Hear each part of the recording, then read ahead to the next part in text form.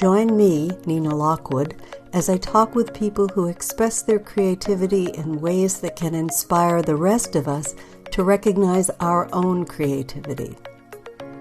Because creativity is not just the domain of a select few. It's who we all are. And if you enjoy these conversations, please like, subscribe, and share them. Thank you.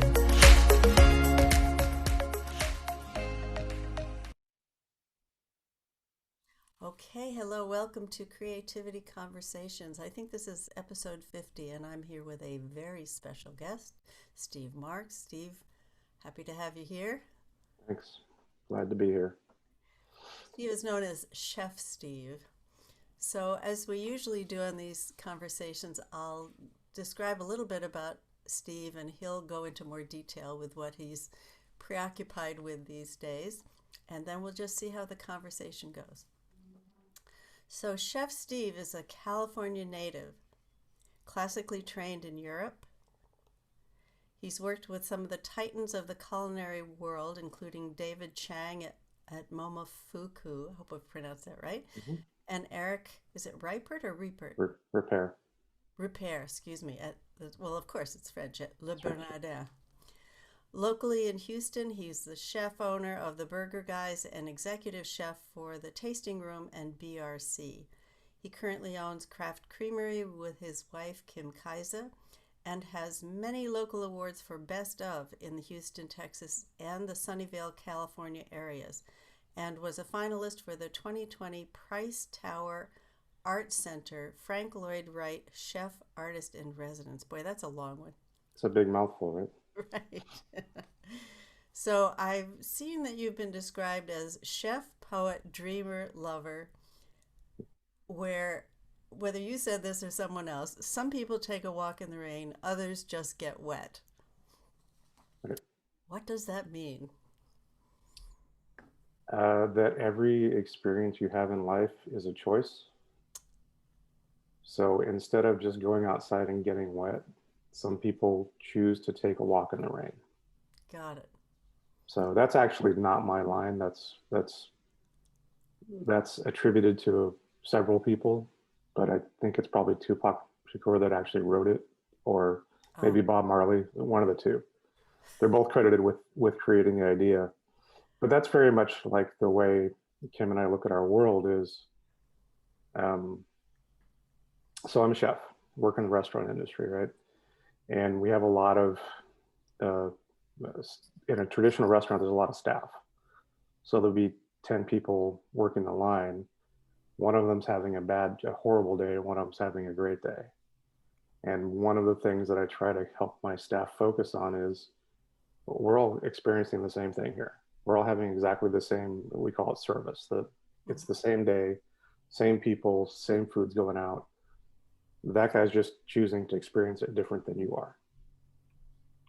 So I think very much the world is about not the circumstances that surround you, but how you interact with the circumstances that present themselves. Right. Sounds like step number one in the creative process. But possibly, I think you have to be, part of it is just being open to finding the experience that works for you in the circumstances that are presented. So we could take that in a lot of different directions. When did that first occur to you that you had that option? I've always thought of it, I think. I've always looked at I was one of those kids that looked at the world a little differently than the rest of the kids around me. And I think I've always thought of it, but it didn't really form itself until probably actually until I was working with Kim. I look back at my working with, right? I'm married to a coach. So even though we don't do traditional coaching, like just having a conversation is coaching, right? It's, we look at our relationship and our businesses and it's all one thing. So we were always kind of working on it, right? But then I look back at the way I've experienced things and go, oh, that was a choice. So probably 22 years ago, I worked with a very well-known, nationally renowned coach, right? And his thing is everything's a choice. Like everything's a choice. It doesn't matter what it is. Everything's a choice. He had this, the first seminar I went to, he had this woman that was petrified of snakes, right? And he said, so why are you afraid of snakes? Have you ever been hurt by a snake? Has a snake ever done anything to you? Like, no.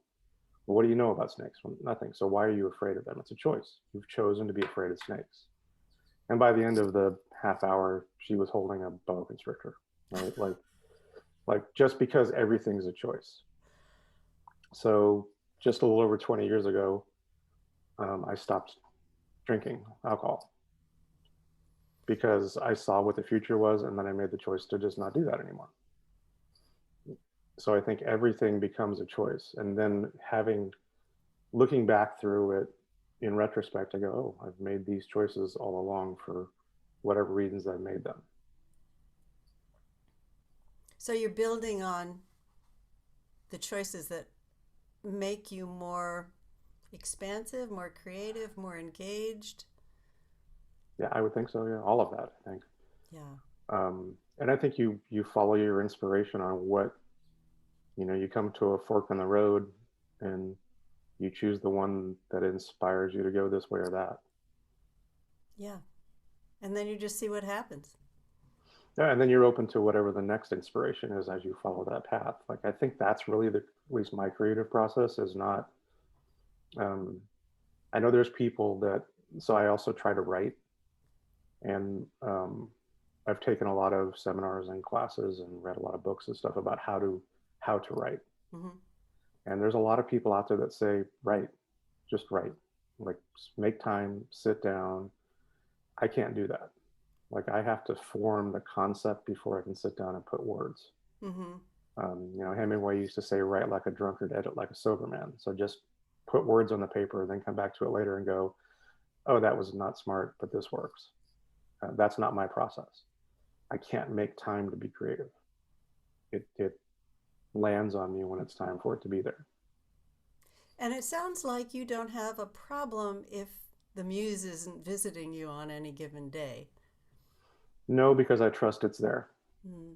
And I also trust um, that one of the things that we've come to in our work together and with Kim with her clients is it'll come. And if it doesn't come today or it doesn't come the way you think it should, it wasn't supposed to. Yeah. So trying to force, if you put your will behind trying to make something happen, that's probably not going to be the best result. Yeah. Well, I was fortunate, as you know, to have Kim on the call earlier Mm-hmm. a few months ago. And I love that way of thinking because it really, to me, embodies a sense of just allowing yourself to be in the flow. If it's here, great. Right. You work with what you have. And if it's not here, then you shift gears and you go on to something else. I think it also takes the pressure off of having to be creative. So Yeah. I have always found, so for on the restaurant world, my best work comes when I set a deadline, but don't force it to happen. Right. So I have to launch a menu by such and such a date. I won't sit down and try to like uh, think it through. I just kind of put it aside and then pay attention to the rest of the world, and it shows up as it's ready.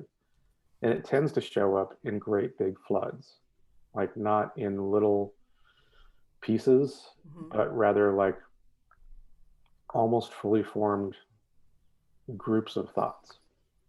But that's my process. Yeah. Sounds very Mozartian, where things Right. just He would came just to him. write completely right. He would sit Yeah. down and write completely, not create and edit and fix and finish. Yeah. I'm as we're talking, I'm thinking about how the way you're describing your creative process is really helpful or could be helpful to people who don't think they're creative. You know, maybe they have a job that isn't traditionally thought of as creative, that they're plugging in certain things into certain slots, and there's not much wiggle room to do things in a different way. But I think that, you know, one of the reasons that I started this series was that so many people don't think they're creative, and yet what they do every day is creative. They just don't define it that way. I think a lot of people don't see the difference between creativity and, say, painting, for example. Mm. Like, they think if you're not creating art, you're not being creative. Yeah. I've said, and it's a line I stole from someone, that I cook because I can't paint, right? Like, but that's also always been sort of the reason I try to do poetry, and I don't do it very well very often, is it's a way to be creative, to kind of get the creative monkeys out of the way. Um, so that I think inspiration sometimes is really quiet. Mm. And sometimes for me at least, if there's a lot of noise rattling around, I have to get the noise out before I can pay attention to the inspiration. And how do you get the noise out? Doing something that's functionally creative. So, for example, trying to do poetry, or um, or engaging in other people's, traditional art. Um, we both of us Kim and I have both found we get a lot of inspiration just doing something like taking a walk, and not doing anything specific around being creative. But we found, especially in her business, when she's kind of stuck with something or thinking about something or trying to figure out what she's gonna put together, we'll go walk for 20 minutes, and with the intention of just walking, not really talking about anything. And within about 4 or 5 minutes on the walk, like, we're fleshing something out. Mm. Yeah. So that sounds like the noise in your collective heads Mm-hmm. just starts to dissipate when you're in a different environment, especially something like nature, so Mm-hmm. that the focus isn't on what's going on in the mind. I also think that sometimes you have to, um, if you're, I try really hard not to try to be creative, but sometimes it's hard not to think about things. And I find sometimes, like, one of my favorite things in the restaurant to do to sort of work my creative process is to do just prep work, just knife work, just cut stuff and butchery, and that sort of functional work. And in the for me, in the flow of actually doing the physical stuff, my mind can be quiet enough that I can listen to the other stuff, as opposed to sort of sitting and listening to all the noise and just listening to all the conversation that's going on. Yeah. That's actually very similar to what a lot of artists do, and actually musicians do as well, right? So if artists are trying to get out of that place of I have to create, they'll just doodle, or they'll draw, or they'll do something where they're moving their body to music and it's coming out on paper, and there's no agenda. It's just Right. getting in there and starting up the engine. Or with musicians who play scales, or they do something where they're not saying I have to, it's got to be time to be creative now. They're just Right. letting it flow. And I think that's also true of people who do those morning journals, where they're just getting a lot of junk out of the pipeline so Mm-hmm. that they have room for something new. Right. That's just a download, right? For us, it's very much about moving the energy. Yeah. If we can move the energy, we've both found, and I've always found, if I can move the energy, then there's not so much, I don't know, pressure on the system, or whatever it is. Yeah. And how would you define that energy? I think it's for me, it's actually physical. Mm. Like, I have to do something. Um, so I don't know if Kim told you this story, but we've survived the pandemic pretty well. Our relationship is solid. We've not really had any issues. There was one day where both of us had kind of a bad day at the same time. And that's extremely rare, first off. And before we went to bed, we just said, look, we're not going to do that again. We're going to have a different experience. We're just not going to do that again. And the next day we got up. I got up early. Well, we both got up. We always get up early. And I went and did something physical. And within about 5 minutes, the path was much more clear than it had been before. I think that's something that I'm glad you mentioned that, because I think that's something that is rarely acknowledged, that the more we are inhabiting our bodies and letting our bodies move, that has a real effect on our mindset and our psychology. Yeah, I think it also makes space Mm-hmm. for um, however you believe whatever you believe the inspiration is. I mean, for me, I think it's all energy. I don't see a difference between, you know, calories and sunlight and energy and thought. It's all energy. Yeah. So I think you have to make, if your sort of your bucket is kind of full, you got to kind of empty the bucket to make space for the new stuff. Yeah. I'd love to shift gears for a second and Mm-hmm. talk about your ice cream business, how Okay. you got into it, and the exotic flavors that you've come up with, because they're they're fabulous. Yeah. So when pandemic hit, the restaurant I was working at, like almost every restaurant, had to we had to close for a while, and then as we shifted out of that, um, we definitely didn't need the staff. We didn't need as many chefs as we had. There wasn't, they were down, I don't know, 80% or something, like every restaurant was. So I had taken a consulting job. Um, During that consulting job, previous to that, Kim and I had decided we're going to eat differently about Thanksgiving the year before pandemic. And part of that was we're going to treat ourselves a little bit of ice cream a couple times a week. And most of the ice cream that's in the market is loaded with stuff that I wouldn't consider ice cream. It's got gums and starches and stabilizers and chemicals, and it's got things other than what I think is ice cream in it. So we'd been playing with that, and then through the consulting, when I was doing the consulting, I had more sort of functional time in this little restaurant I was working in, where I went, well, I wonder if I can make it in different flavors or how I would do that, and just sort of started to experiment, play with it. Um, and then, so that the Christmas before pandemic, Kim used to be in the interior design world, and a friend of hers, who's now our interior designer for the business, throws this fabulous Christmas party, because the designers do that kind of stuff. And at that dinner party, at that Christmas party, Kim's friend Kristen had said, "You and Steve and my brother-in-law John need to meet." And Kim's like, "Knew John? He's a commercial real estate guy. Why should they meet?" Well, John's doing this new thing where he's investing in, like, they call it micro funding, where he invests in small local businesses, gets them to a particular level, and then gets other people involved in the business. So yeah, okay, we need to do that. And then that kind of went on back burner, holidays and then pandemic, right? Um, and then in June, we got a call from Kristen saying, "Hey, John, I'd like to meet you guys. How about Wednesday?" Like, okay, we'll go Wednesday. Great. Let's go find out what this guy's about.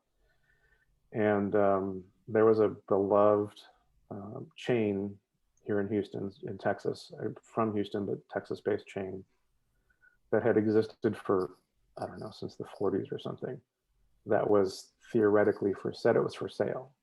There had been some shakeups. The company had really kind of gone downhill. And John said, "Okay, so tell me about how the food gets from the big truck to the plate. Like, we don't understand that part of it, the functional part of the restaurant." So we kind of went through that, and he's like, "Okay, so we're going to go buy this company. We just got to raise, $300 million, and we'll go make the offer." We went, "Oh, yeah, great, yeah, $300 million. Like, okay, cool. So we'll talk to you in 2 years." It's like, "No, no, I'll have it. I'll have it Monday." Like, So you don't understand how to make a hamburger, but you can raise $300 million by Monday. It's like, oh yeah, not a problem. So it turns out that chain wasn't actually available. There was a big political thing going on that they were trying to make something happen. But it was pretty clear after that meeting that we were going to do something together, us and that investment group. And we met every month or so, just kind of like, here's this idea. Well, the real estate's bad. Here's this idea. Well, that's not a good idea because of this. And Kim and I were on vacation with her son and a friend of her son's. And we had a meeting coming up the following week. And I said, hey, should I take some ice cream to the meeting? Like, not with the intention of making ice cream, but with the intention of sometimes you get people, like we said, you take a walk, you do something different, you get people out of their, I don't know what you call it, comfort zone, but definitely out of their traditional position. And sometimes the conversation changes. So we took our big cooler in, and John's like, oh, what's in the cooler? So we put the stuff on the table. He tasted the vanilla. Yeah, it's great. Tasted the peanut butter, called his team over. And the next 45 minutes, we had a business. Like, not with the intention of making ice cream, but that's what showed up. So I think that's part of that pay attention to the inspiration thing is, yeah, I'm a savory chef. I've been a savory chef for 40 years. And what does that mean, Steve? I'm sorry. Okay. There's two types of chefs, savory and pastry. Savory is everything other than dessert. So appetizers, meats, proteins, veg, that sort of stuff. So I'd been on that side of the house. The pastry side is very different. It's chemistry. And pastry chefs and savory chefs think very differently about their world, right? So now I knew how to make the ice cream. Now I had to figure out how to make it interesting. And you had said, like, the flavors are interesting. I think that's partially because, number one, I'm not a pastry chef. So I'm not stuck in the box of here's what ice cream, here's what desserts look like. Right? I just do what I think makes sense. And 90% of the time, other people like it. Sometimes it doesn't work. But I'm willing to make those, what other people might call mistakes, because that's the part of what informs my system, my thought process, is the willingness to be wrong, right? The willingness to play with things. So you mentioned I worked for Momofuku, which is, Dave Chang is well known. Like, it's kind of a big deal to work for Momofuku. Yeah. And one of Kim's favorite stories that I've told her of my time there was, so there's this series on Netflix called Ugly Delicious that Dave did. I'm actually in that. My shoulder's in it, my spoon's in it, that kind of stuff. But he did one of the episodes he did was in Vegas, where I was working. That's where I was one of the sous. And he's making this cod hot pot thing as part of the show. He's talking about his process or whatever. And the way he worked was, he would make a dish, and then he would say, okay, guys, taste the dish. Now you go figure it out. He wouldn't give us a recipe. He would give us a direction, right? So I was tasked with making what we call in the restaurant business, the formula, the recipe for that particular dish that he made on that show. And we would see him about every 6-8 weeks, something like that. So by the time he came back, we're like, okay, chef, we ran through what have we been doing, what we got, where we at. Right, we got the cod hot pot. We think it's right. And it's a really spicy dish, right? That's the intention of the dish. And he said, is it spicy enough? And we said, yeah, we think it's perfect. He's like, no, I asked you if it's spicy enough. And there's only one way you know if it's spicy enough, and that's if you've made it too spicy. Like, you have to know where the line is, so you can, if you think you've pushed the line, until you've gone over it, you haven't found the exact point where this is right, that's wrong. And that's kind of their company motto, for lack of a better term, is make smart mistakes. So how do you know where the line is? You have to cross it. So you have to, in that specific example, make it until it's too spicy. And Which then, means how many iterations? uh, I probably made that dish 30 or 40 times before it was perfect. Um, Mostly because we knew what the ingredients were from the beginning, but I was trying to recreate his thought process. Mm. And I watched him make it, but that doesn't mean anything. Like um, on a certain level from a culinary concept, a couple of grams of soy or of an extra bit of this or a bit of that makes a huge difference in the final result. So it's not something. It's one of those things. I would say you wouldn't notice it. You wouldn't under someone who's not necessarily professional wouldn't understand the difference, but you would notice if it was wrong. Mm-hmm. You wouldn't know why, but you would notice it. I ran a diner in Lake Havasu, Arizona for a while I was waiting for Las Vegas to open. And I made the waitresses crazy because the little sugar caddy that's on the little counter, right? Right. Yeah, I want 6 pink, 6 yellow, and 10 white. And I want them in that order. And I want it facing this way. I'm like, why? Because there's something you don't understand is when you walk into the diner and you see the space, right? And the ketchup's on the right and the salt and pepper are on the left in this order and the sugar goes this way. There's just a calmness across the way the place looks as opposed to a dissonance because this one's this way and that one's this way. And everything's a little bit wonky as opposed to you would notice it, but you would feel it if it wasn't that way. So that's uh, quite an amazing perspective because most people, whether they walk into a diner, excuse me, or a restaurant, aren't necessarily going to notice it intellectually, but they will notice it viscerally. Exactly that. And it's interesting because, like the waitresses, just like the customers coming in, they don't think about ketchup's here, Mm-hmm. salt and pepper here, sugar is there, and the presentation of it. Mm-hmm. Yeah. It just suggests to me how much forethought wants to go into this process of creating not just a plate of food, but an entire experience.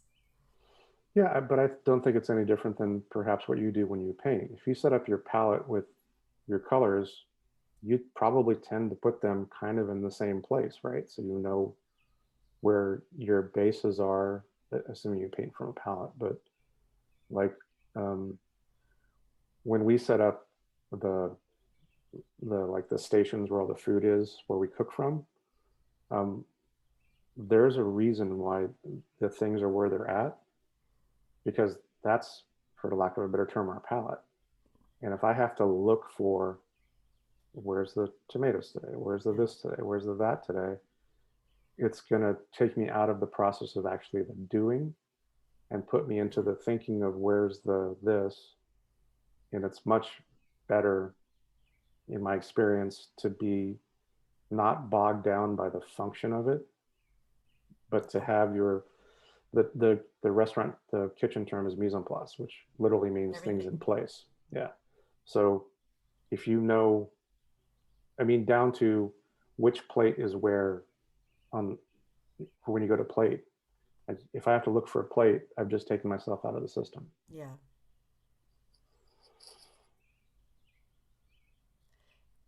And going back to what you were saying about everything being energy, Mm-hmm. it makes a lot of sense for that necessity of not only having things be where they where they need to be to make the process flow, Mm-hmm. but also that there's a certain taking yourself out of the process or being taken out of it. It does disrupt that energy. And I'm thinking that for people who come in to a restaurant, that they won't necessarily notice it in the forefront of their mind, but they're going to notice the feel of how everything comes out and the whole Mhm. vibe of the place. So I Yep. think it's great that you're explaining this because there's so many things that we all take for granted if we're not immersed in that world, right? If I'm not immersed in the world of chefery, I know that's the wrong word, but uh, if I'm not immersed in a certain world, I know very little about it. I have certain feelings about it, and they can get either enhanced or diminished depending on the artist. Right. I mean, I walk into a restaurant, I see different things than you do, Yeah, but that's just because I'm tuned to it in a different way than you are. yeah, Um, if we go to an art gallery and look at a painting, you're going to see something differently than I am because you experience it in a different way because of your um, experience in the creation process of it, or just being inhabited in yeah, that piece of the art, that part of the production of the actual physical production of the art. You're going to see it differently than I am. yeah. That doesn't mean we're going to necessarily, like, I'm going to um, we're going to have differing opinions about whether it's good or not. We're just going to see different pieces of it. Yeah. Which is where I think it's very cool when you have the opportunity to have different perspectives in a given situation because of this the sort of cross pollination that happens. Because you see something that I wouldn't see, and then I might see something that you don't see, and then that produces something Right. entirely different. That's something. So when I'm working on menus, I will send that menu around to maybe a dozen people that I trust to tell me what they really think. Like, don't just be nice and pleasant. Actually, tell me what you think. And it'll be people like yourself, and like my best friend happens to be a biochemist who's also very interested in food. And then I'll send it to like my quote unquote foodie friends that really don't know anything about food other than the fact they like to eat it. And the real question that I want to know from them is, does this stuff make sense to you? Like, not do you understand it, not do you want it, not is it something you'd want to buy, but do you understand what I'm trying to say? Do you have a sense for what I'm trying to say with it? Because for me, the process of putting out a menu item, if it doesn't have a story or a reason behind it, I might as well be working for Chili's, right? Because they pay well. And I don't, and you, if you're, and that's not a disrespect to that type of restaurant.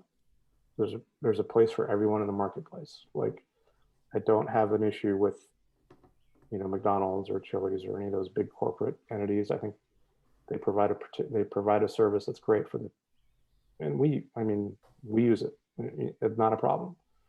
Just not my process. Yeah.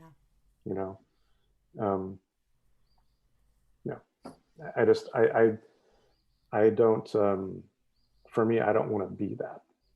Like my Yelp and Google reviews, if that's a measure of anything, mine's are fives and ones, period. And that's exactly what I want. You know, um, like in your world, in the art field, there's this Catholic nun named Sister Wendy who did a Oh, right. PBS series, Sister Wendy on painting and sculpture and that sort of stuff. And her definition of great art was art that you have an immediate and unchanging reaction to, Hmm. not art that you like or that you don't like. And she did the Maplethorpe, the Piss Christ thing was on display when she was doing that. And she said, "This is great art. I knew I hated it the moment I saw it. But that's what great art is you have an immediate and unchanging reaction." So, It's very and evocative. Yes. right. And I think stuff like, Chili's and whatever, that's threes. That's, if everything is energy and it's a sine wave, right? That stuff is in the middle. I don't want to be in the middle. I want to be up here or down here. I either want you to, I want you to be, I was raised Catholic, and, it's hard to get that book out of your brain when you've been drilled it for, years and years. But there's a passage that says, make your yeas, yea, yea, and your nays, nay, nay. Be not lukewarm, be spat from the mouth of God. So either, but you see that also in like Karate Kid and in Star Wars, right? Which are all morality plays anyway. Right. But like, say yes or say no, but don't say maybe, because maybe is going to bore me. I love it. So, talking about what makes sense to you, uh, I know you had some different flavors over the holiday weekend, Mm-hmm. as well as one that you described to me on our earlier conversation. But talk about those, the ice cream flavors that you've created That other people wouldn't. that other people probably have never thought would ever come together Right, in ice cream. right. So one of the ones that we do regularly, I actually have two restaurants that take it from the wholesale side, is pho. So pho is a Vietnamese beef noodle soup, right? And it is beef, and it has the pho has particular spice structure to it. It's Vietnamese, so it has like star anise and cinnamon and coriander and um, cumin and some other a bunch of different spices. And then if you've ever had the dish, when you like most Vietnamese stuff, when you eat it, you put fresh herbs in it and like fresh jalapeno, and so it has all those flavors in it, and it literally tastes like pho. We do brisket ice cream. And Um, there's pieces of beef in the ice cream. Not pieces, no, no, but it is The made from beef. flavor. Yes, yeah, it's made from beef. It's very beefy, which is that I think so. One of the things that I strive for, um, there is sort of a rule in food, right? Um, that is, sweet, spicy, funky, um, and umami. So it has to have its balance. So it has to be sweet and hot, and it has to be a little funky, some umami, and maybe a surprise in there if you can do that. Is funky a technical term? It is a very chefy term, yeah. And I can tell you what funky foods are, but I can't define it for you. You have to understand. Like funky is stuff like fish sauce. Oh, right. Okay, so it has a funk to it. It Yep. has a je ne sais quoi, right? It has a thing that you go, I don't know what that is, but I get it, right? Um, we do, like I said, the brisket ice cream was born of a kind of a dare, or not really a dare, but someone said, I bet you make all this interesting stuff. So with one of the big things in Houston is there's a rodeo every year. It's a big fundraiser. It's 16 days. Like all of Houston stops for the rodeo. Like it's a big deal, right? And one of my wholesale customers was doing a dinner, a beer dinner, only beers paired with food.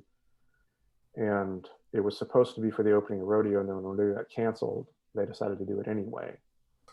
And the chef I was working with said, "And I want to do this midway tasting plate, but I think I want to do it for dessert. What can you make for us?" So I did cotton candy for them, which is something that they take fairly regularly. And then I'm like, I'm going to do brisket ice cream, right? And it's one of I do chicken and waffles too, which was available yesterday. Now, you tell me about that one. I mean, they all sound wonderfully wild to me, but chicken and waffle? Yeah, it works. It's so I don't, part of my process is not prejudging the outcome, right? I don't want to live in that's not going to work. If it doesn't work, it cost me, like $15. Not a big deal. And I've also learned, well, let's not do that one again, right? You Um, say that with such a straight face. well, but it's true. I mean, the only way, some of this stuff I've always thought, these are things I've always thought would translate well into something sweet, because it kind of, having that, so that the roasted chicken thing, right? That's the umami. But if you have chicken and waffles, there's sweetness to it, right? The waffle is sweet. You're going to have some kind of maple syrup on it. And then I've always done it where you serve like Tabasco with it. So there's some heat to it too. So that's what's in our chicken and waffles. It very much is chicken. It definitely tastes of waffles. It's got some maple to it, and it's got a little heat on the backside of it. So, and then there's ways to play with where that hits you in the eating process, where the just using the chemistry of the food and the way your palate works.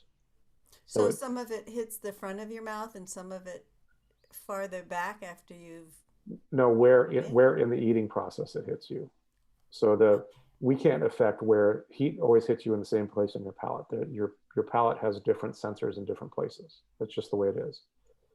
But because it's frozen and because it's very much dairy, um, it it like I do a jalapeno cornbread, which is a very southern thing, right? And it comes on corn and it goes out jalapeno because as the the receptors for heat are closed down by the temperature, Hmm. right? So then as your palate starts to warm up, you can taste the heat, right? And then the next bite you taste locks down those receptors again, and then it's not spicy anymore. Now it comes on corn again, and it goes out jalapeno. So we mess with that too about how things how you the mechanics of how you taste it. So you, as a chef, you obviously know a lot about the the chemistry of ingesting. I think you And have to. I was just going to say, it's I probably mean, does you it? as an artist, you understand a lot about how light works, right? How Yeah. light refracts and reacts, and how different, um, how you experience whatever your art is. Mm. I think that's one of the things that might separate me a little bit from what some other of my brethren do, is that I'm actually interested in the entire experience. Um, As opposed to, um, so an example, right? I'm concerned with the temperature of the room and what the light is like. Can you read the menu? What's the type font on the menu, and how do the chairs feel, and what is the how noisy is the room, or is it not noisy enough? Because sometimes you want to raise the energy by how noisy it is. What's the music? What do the plates sound like when the forks hit them? Sort of all these pieces of the experience that a lot of people do notice, but some people don't. That's something I'm interested in because it's something I notice when I go to other people's restaurants. Like the restaurant's too cold. It's the menu's hard to read because it's too dark, or the font's wrong, or you know, just that sort of yeah. stuff. It's how you interact with the environment. It's like performance art. It very much is, and we with our staff we try to give them sort of that thought process as much as we can. That uh, it's not just a mechanical process. Right? It's just not a cup of this and a gram of that. It's very much interactive of the moment. Um, one of the things that I preach to my guys all the time, I don't have guys now, but when I had restaurants that had a lot of staff in it, is you got to taste your food because it's an agricultural product. And you may not have ever sat down and tasted salt, but salt tastes different at different times of the year.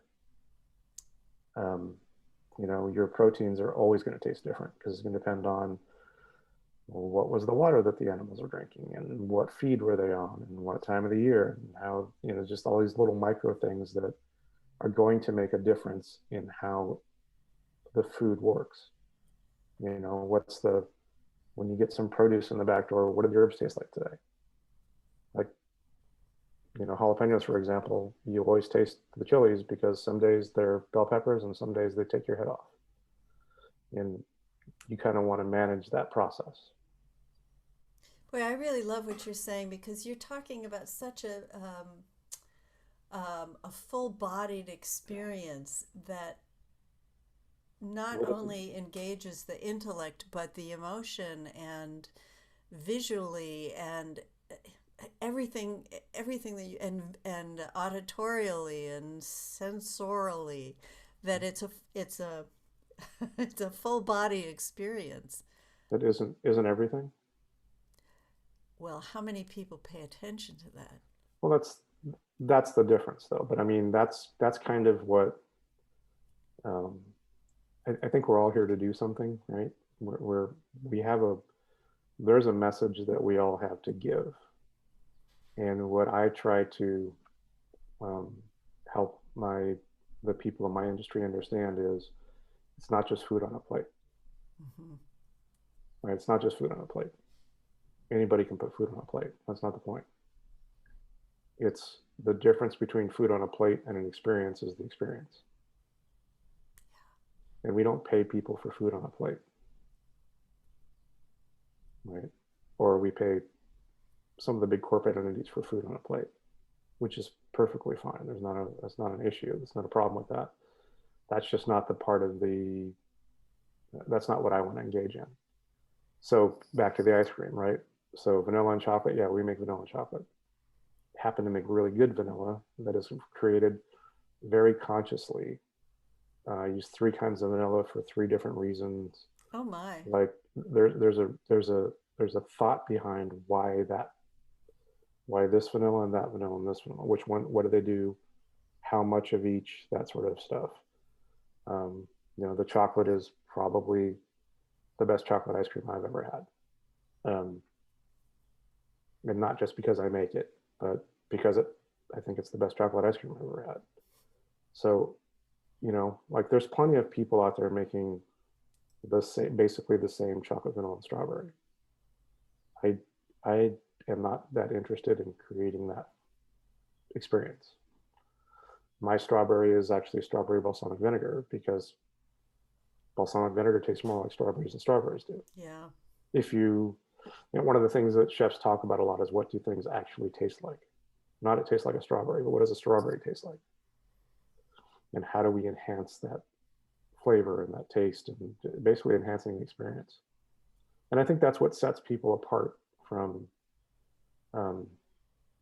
from others, for example, right? So, like we have one of the great art things we have here in Houston is it's called the Rothko Chapel, and it was a building that was built specifically for Mark Rothko to come in and paint paintings in the building, and it's in the shape of basically a chapel, a small cathedral, and it has a glass like oculus in the top, right? Mm. So you can go in there. I've been in there, I don't know, probably 1,000 times, and it's never the same because it depends on what's the cloud cover like today, what's the angle of the sun, and Rothko's work is very subtle anyway, and all of that stuff changes the experience so completely. Where, I've taken friends in there and they go like, "Oh, I can do that with a roller." Okay, Go ahead. gotcha. Let's go have some lunch. That's great. So much of what you're saying today is reminding me of the quote attributed to Plato: "The unexamined life is not worth living." Hmm. Yeah. And I hear so much in what you're sharing about the richness of experience that's possible when you put intention into it. And intention, and also taking the pressure off, just experimenting, just playing, and just Hmm. seeing what happens, and not, but having that curious carrot, that Hmm. keeps leading you forward. I think that's one of the things that informs Kim's and my relationship personally, and informs both of us in our business life, is that I am innately curious about the world around me.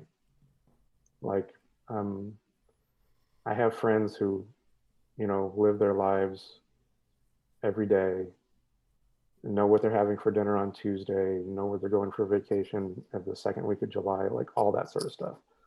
I can't do that.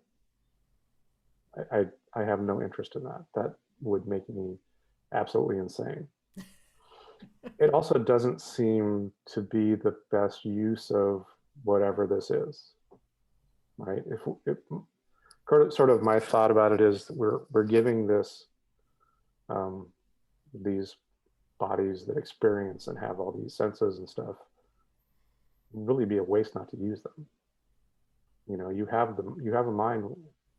Why would you bog yourself down in ritual and process when you could experience?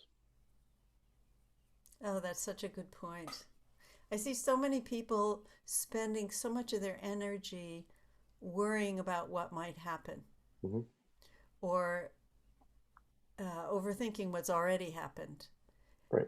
And the walls just get closer and closer when that happens. We end up being safe and predictable, thinking that it's better that way, and yet where's life? Right.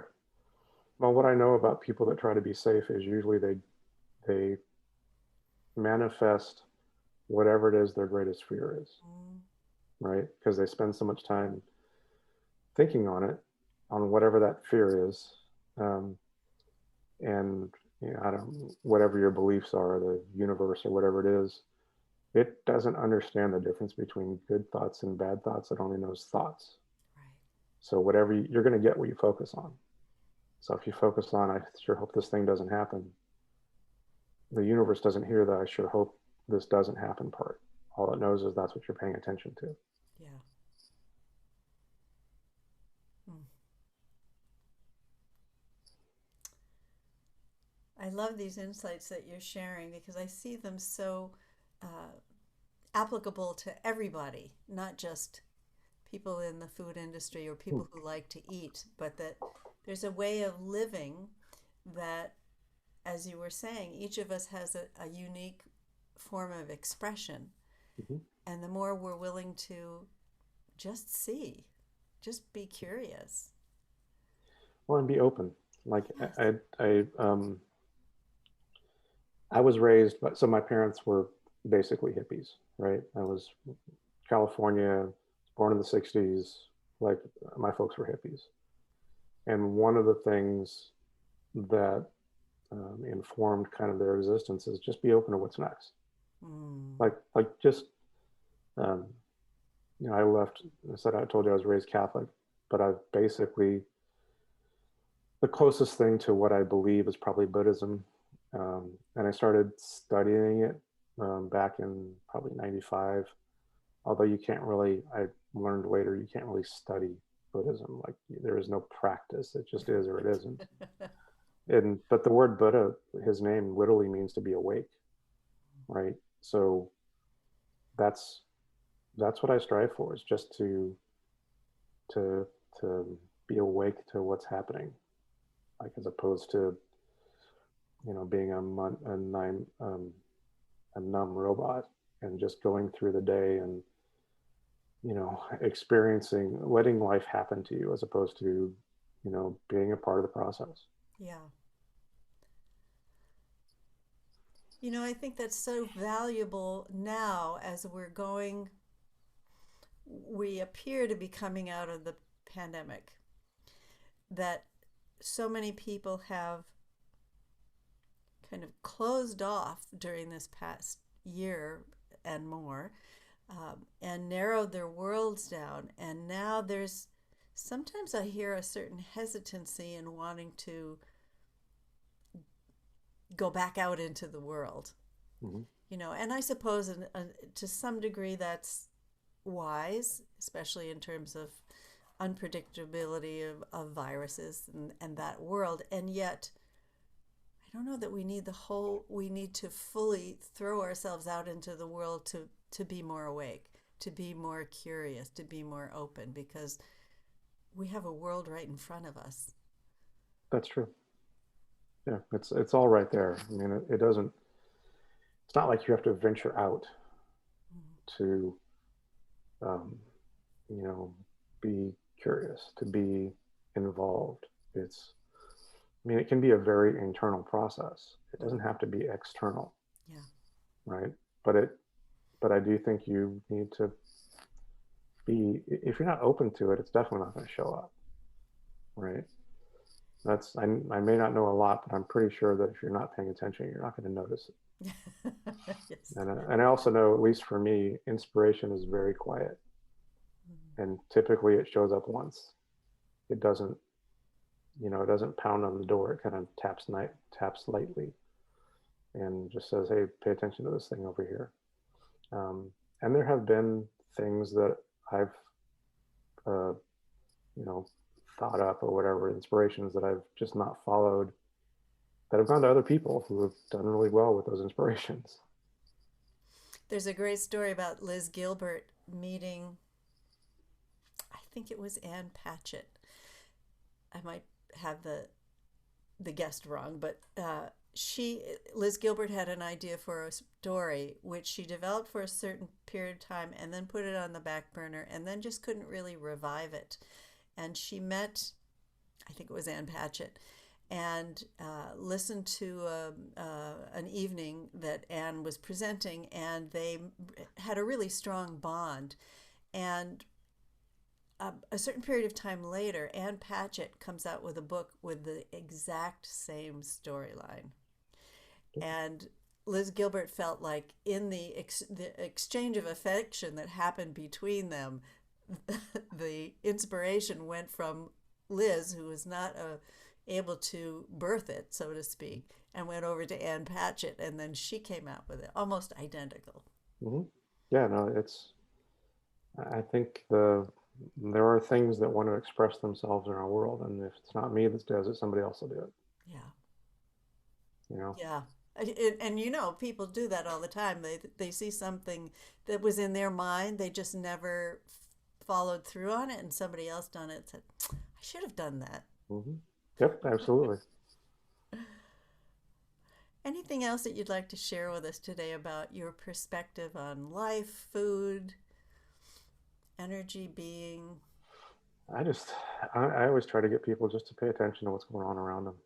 Like there is so the our your world, even if you don't think it is so rich with um, inspiration and opportunity and information, and just the pay attention to what's happening. Like Kim and I are working on perhaps a book or some things around relationships. And one of the things that I try to tell, especially my younger friends, is pay attention. Like all the information you need is there. Like everything you need to have a happy, fulfilling relationship is there. You just got to pay attention. And I just And don't think maybe a act lot of, on it.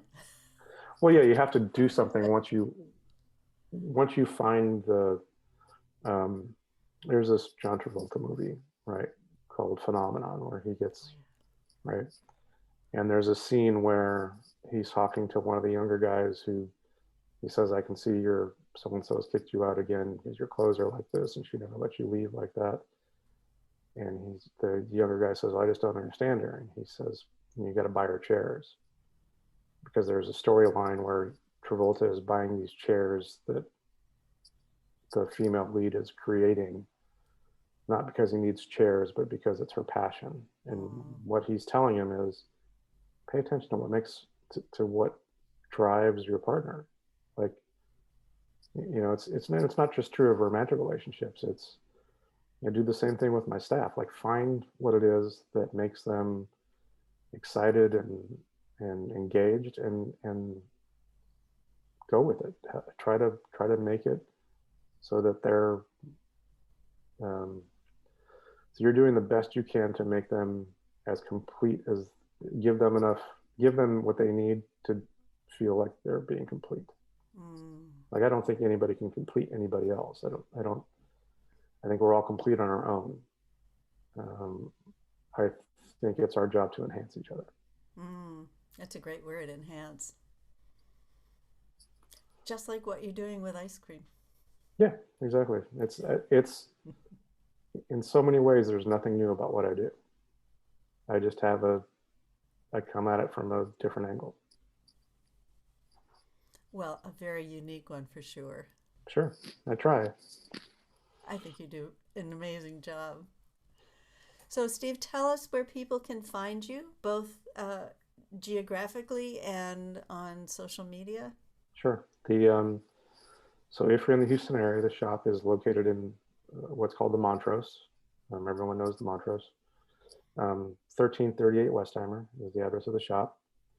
Website is craftcreameryhtx.com, and the Facebook and Instagram are both at Craft Creamery HTX. Great. Well, thank you so much for being on this call today. I really Sure. enjoyed what you had to share. It was right up my alley, and I hope it's been up the alley of people who are watching or listening. Great. Thanks for having me on. I appreciate it. You're very welcome. And thank you so much, everyone who's been here in auditory or visual form. And we will see you later. Thanks for so much for watching. Bye for now.